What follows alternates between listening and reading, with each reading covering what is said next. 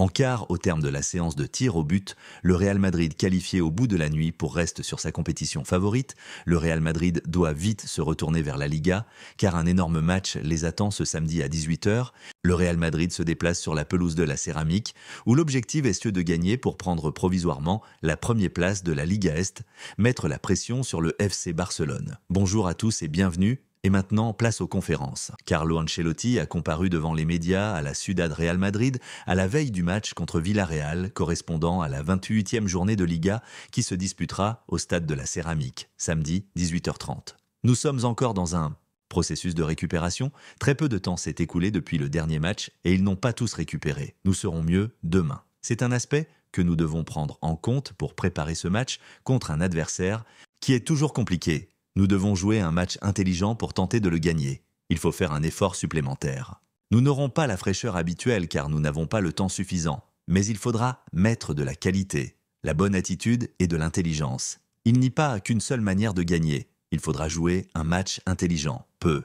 2 jours de repos? Je ne le comprends pas, mais nous ne pouvons rien faire. Nous devons jouer le match. 72 heures, c'est le minimum de récupération. C'est le calendrier Kylian. J'espère qu'un jour il pourra être changé. L'absence de Vini Junior à l'entraînement. Nous lui avons donné un jour de plus de repos car il reste très fatigué. Il sera disponible demain et au top pour nous aider. Il n'a aucun problème, seulement la fatigue. Vini est un joueur indiscutable pour nous. Il peut avoir de meilleurs ou de moins bons matchs, je ne le discute pas. Il a été si important pour ce club que je ne peux pas le discuter. Asensio, convoqué avec l'Espagne. Nous l'avons célébré, c'est une très bonne nouvelle pour lui. Il le mérite en raison du travail et du sérieux dont il a fait preuve depuis qu'il est arrivé. Il a été très bon, avec une très grande implication.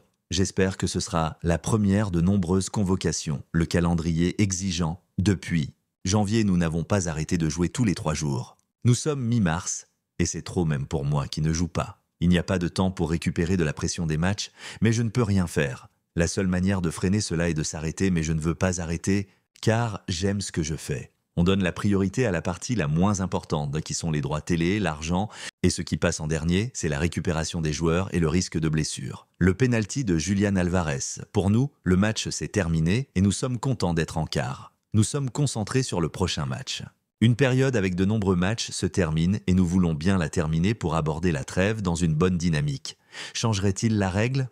Je ne sais pas ce que je ferai car je ne suis pas dans cette position. C'est la règle et il faut la respecter.